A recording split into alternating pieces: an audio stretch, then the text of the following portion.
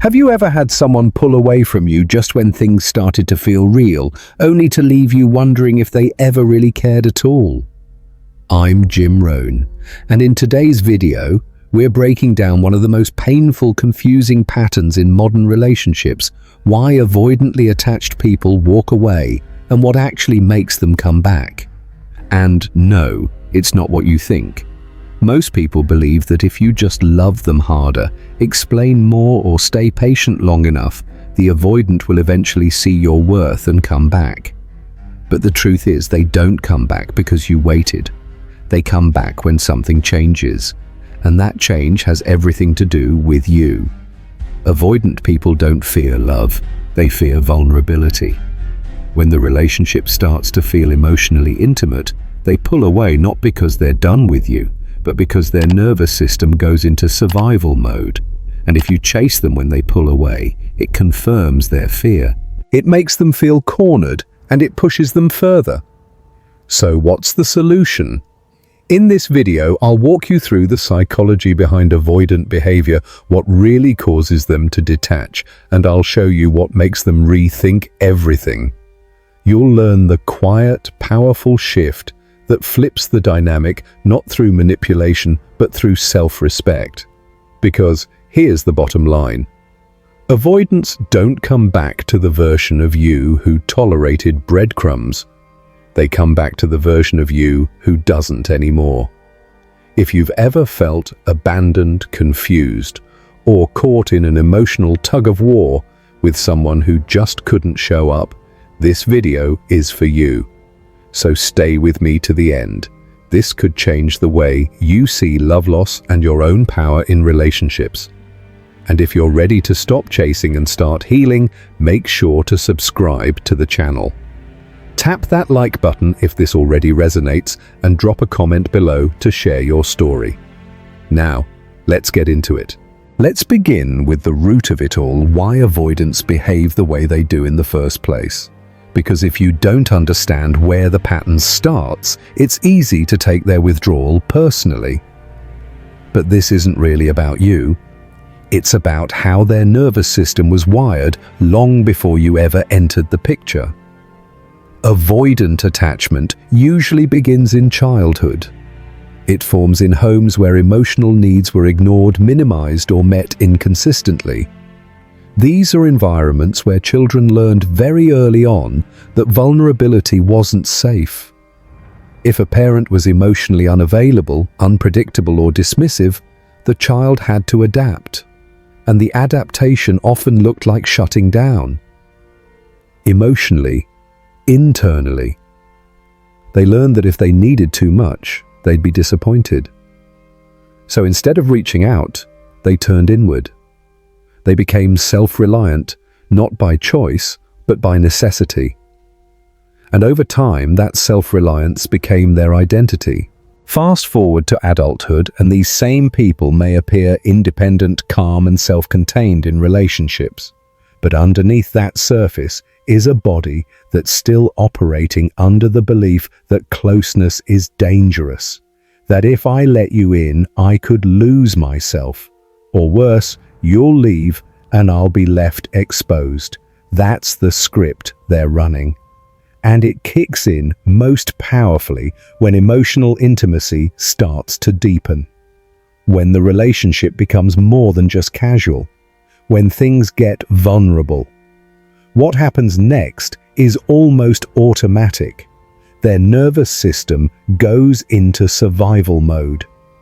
It starts scanning for threat, not because you are unsafe, but because closeness itself feels threatening.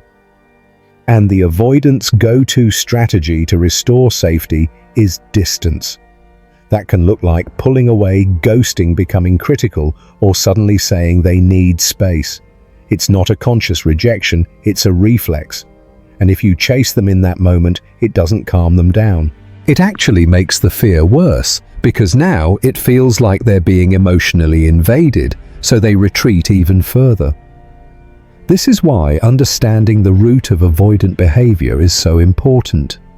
It gives you the clarity to stop making their fear your responsibility. Their withdrawal is not a verdict on your worth. It's a defense mechanism built from years of emotional programming. You didn't cause it, and you can't fix it with more effort, more patience, or more love. What you can do is recognize it for what it is, a sign that their emotional system has hit its limit. And that limit isn't about you, it's about their unresolved past. Until they confront it, until they're willing to challenge the belief that closeness equals danger, they will keep running. From others, from love, from themselves. So don't blame yourself for their distance. And don't try to outlove their trauma. You can understand it. You can even empathize with it. But you are not obligated to wait in silence while they disappear into it. Now, let's talk about one of the most misunderstood parts of being in a relationship with an avoidant: their distance. From the outside, it often looks cold. It feels like rejection. You reach out and they pull away. You open up and they shut down. You start to wonder, did I say too much? Did I come on too strong? Do they even care at all? But what you're seeing isn't necessarily apathy, it's a deeply conditioned defense. That silence, that space they create, it's not always about you, it's about what closeness triggers in them. For someone with avoidant attachment, emotional intimacy is a double-edged sword. On one side, they genuinely crave connection just like anyone else. But on the other side, connection makes them feel vulnerable, and that vulnerability reminds them of pain. Maybe not pain they talk about, maybe not pain they even fully understand, but pain that lives in their nervous system. So when things start to feel emotionally intimate, when the relationship begins to deepen, their survival system kicks in and tells them, get out, retreat, reclaim space. This is where things get complicated for the person on the receiving end, because you might think their silence means they're pulling away for good, that they've lost interest or stopped caring. But often they're not distancing themselves to hurt you. They're doing it because staying feels unsafe, and in their mind space equals safety. That distance is where they can breathe. It's where they feel in control again. Closeness threatens that control because it requires them to stay open, to share, to be seen. And that's terrifying for someone who learned long ago that being seen might mean being hurt. That's why avoidants often send mixed signals. They'll come close, then disappear. They'll engage, then go quiet. It's not a game to them, it's emotional regulation. But for you, it's emotional whiplash. You feel like you're constantly guessing what they're feeling or where you stand. And over time, that uncertainty wears you down. It makes you doubt your own instincts. So here's the important piece to hold on to. Just because someone pulls away doesn't mean you've done something wrong. Their withdrawal is not your failure. It's a sign that you've touched something raw in them, something they're not ready to face. And while that insight can bring you clarity, it also comes with a responsibility. Don't try to fix it. If you respond to their distance by closing your own emotional needs, by walking on eggshells or shrinking yourself to keep them close, you're not creating connection. You're participating in avoidance. You can understand their fear without excusing it. You can have compassion for their wiring without abandoning yourself in the process. The key is to stop personalizing the distance and start recognizing it for what it is, a reflex meant to protect them from intimacy. That's not your job to solve. That's their work to do. Your job is to stay clear about your needs and hold your boundaries with grace. Because healthy love doesn't require you to tolerate silence in the name of empathy. It asks for reciprocity, and that starts with emotional presence. Now let's take a close look at what's known as the push-pull dynamic, one of the most exhausting and emotionally draining cycles you can get caught in with an avoidant partner. It goes like this. You feel them start to pull away, so you lean in. You send the reassuring text. You ask what's wrong. You try to reconnect, to bring back that sense of closeness that felt so good just a week ago. But instead of softening, they retreat further. And now, you're left confused, rejected, and questioning if your effort is the problem. What's really happening here is a battle between your instinct to restore connection and their instinct to protect their emotional space. When avoidants feel emotionally overwhelmed, they instinctively reach for distance. That's how they regulate their internal world. And when you pursue them in that moment, no matter how well-intentioned, it doesn't calm them. It heightens their sense of threat. They don't hear reassurance. They feel pressure. And pressure to them is the same as danger. This is where a lot of people get stuck. You assume that if you just explain your feelings clearly enough or show them how much you care, they'll relax and come back. But avoidants don't respond to emotional logic the way securely attached people do. They don't process closeness as safety. They process it as exposure. So when you step toward them during their withdrawal, it feels invasive, even if you're coming from love.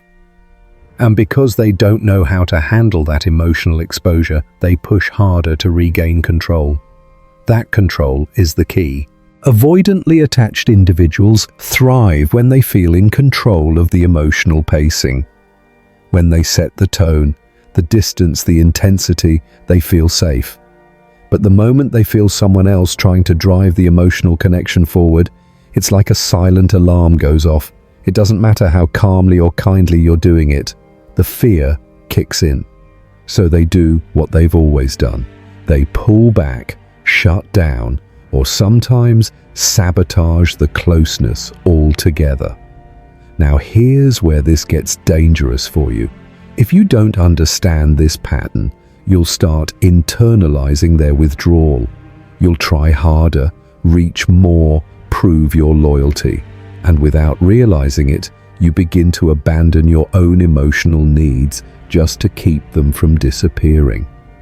But that's not love. That's self-erasure. That's turning yourself into a comfort object instead of an equal partner. So, what's the way out of this cycle? You stop chasing. You stop trying to fix. You stop taking their fear of intimacy as a call to perform.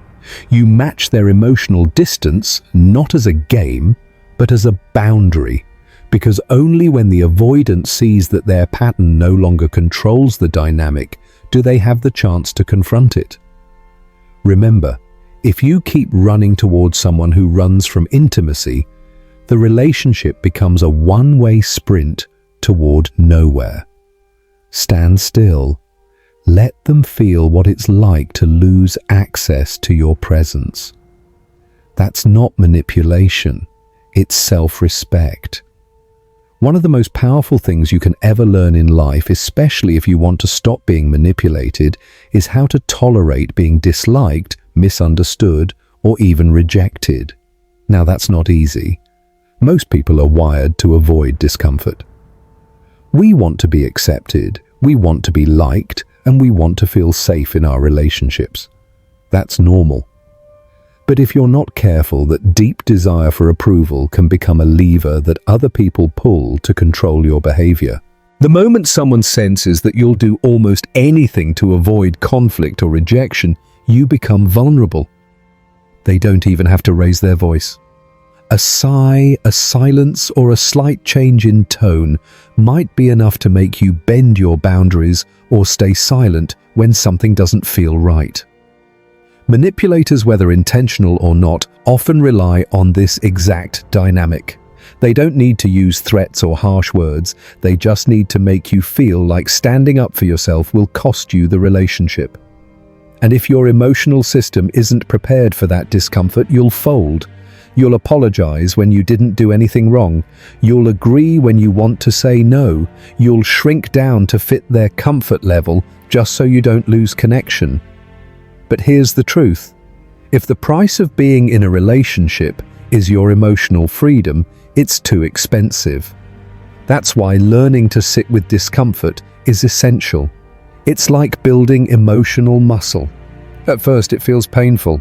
Your heart races. You want to explain yourself, fix things, make everyone happy. But if you can pause, if you can feel that discomfort without reacting, you create space. And in that space, you find choice. You realize you don't have to prove yourself. You don't have to rush in to smooth things over. You can let someone be upset. You can let them misunderstand you. And you can still remain calm, clear, and grounded in who you are. This is where integrity starts. When your values and your behavior align, even when it's uncomfortable. Especially when it's uncomfortable. And here's what's surprising: the more you practice tolerating rejection or disapproval, the less power it has over you. You start to see that being disliked won't destroy you. Being misunderstood doesn't mean you failed. And walking away from a situation that doesn't respect your boundaries isn't a loss, it's a win. Now, this doesn't mean becoming cold or disconnected. You can still care about people. You can still be kind and open, but you're not driven by their approval. You're not making decisions based on how to avoid discomfort. You're making them based on what's true for you. That's emotional maturity. That's real strength. And it's what makes you harder to manipulate, because people can sense that you're not afraid of emotional pressure. You're not someone who folds just because the room gets tense. You stand firm, not with aggression, but with quiet self-respect. And that's the kind of person who leads their own life, rather than being pulled around by everyone else's needs and reactions. Let's talk now about what might be the hardest but most powerful step of all: pulling away. Not as a threat, not to make someone chase you, but as an act of self-respect. You see, when you've been stuck in a pattern with an avoidant constantly trying to bridge the gap, explain your value, keep the connection alive, it's easy to feel like walking away means giving up. But in reality, it's the moment you stop betraying yourself for the sake of someone else's comfort. That's not abandonment. That's emotional maturity. True transformation doesn't happen when you finally say the perfect thing or wait long enough for them to figure it out. It happens when you stop showing up in ways that cost you your peace. When you remove your energy from the dynamic, not to punish them, but to honor yourself. That shift changes everything, because now for the first time, the avoidant is left alone with the consequences of their emotional distance. And here's the truth: most people miss. Avoidants don't feel the loss while you're still nearby. They feel it in your absence. When you're no longer there to cushion the tension, reassure them, or keep the door cracked open, they have to face the silence they created. And that silence can be louder than anything you've ever said. That's when the internal reflection might begin.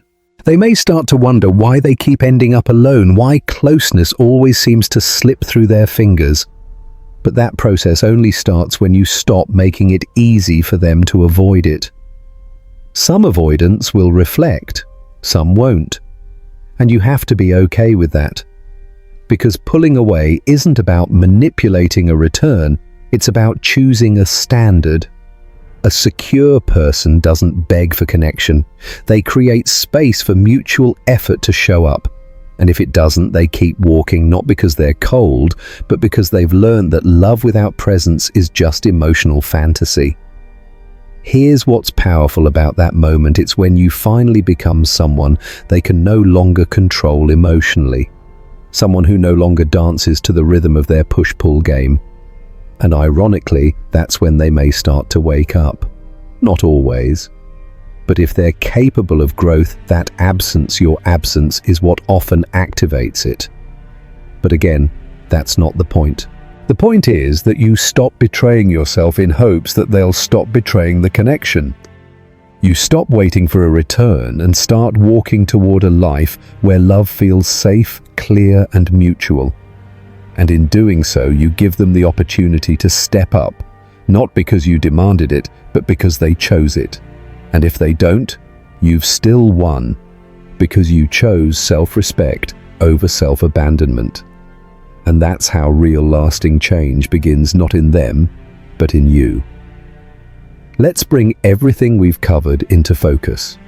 If you've been caught in a dynamic with an avoidantly attached person, you already know how disorienting it can feel. The silence, the emotional distance, the mixed signals. It's not just confusing, it's painful. You keep asking yourself what you did wrong, why they pulled away, why despite all your effort they couldn't choose closeness. But the hard truth is, this was never about your worth. It was about their fear. Throughout this video, we explored where avoidant behavior comes from the childhood wounds that make intimacy feel unsafe. We broke down the subtle ways they withdraw and how easy it is to misinterpret their silence as rejection. We looked at the push-pull cycle that keeps you chasing and them retreating. And we talked about the most important shift of all, reclaiming your power by choosing yourself, not as a tactic to get them back, but as a declaration that your self-worth no longer negotiates with inconsistency. Avoidants don't come back because you waited quietly. They don't come back because you explained your heart over and over again. They come back, if they ever do, when the emotional script changes. When you stop making yourself the bridge, when you walk away not out of anger but out of peace, that's the wake-up call. But even more importantly, that's when you begin to wake up too. The real victory here isn't in getting someone else to change. It's in choosing a life that doesn't depend on someone else's emotional availability. You are not here to earn love by over-giving, over-functioning, or waiting in the shadows. You're here to build something real, something that meets you halfway. That's what healthy love looks like. Mutual, secure, present. So thank you for watching. Thank you for caring about your own growth enough to be here. If this message resonated with you, hit that subscribe button, because this channel is about giving you the tools and clarity to love better, starting with yourself. Tap the like button if something in this video helped you see things more clearly, and leave a comment below to share your story. Have you experienced this push-pull with someone avoidant? What helped you step out of it? Remember, you don't have to beg for love that's meant for you. You don't have to wait for someone to stop fearing closeness before you start choosing peace. You're allowed to walk away from confusion and into clarity. Take care of your heart, trust your instincts, and above all, choose you every time.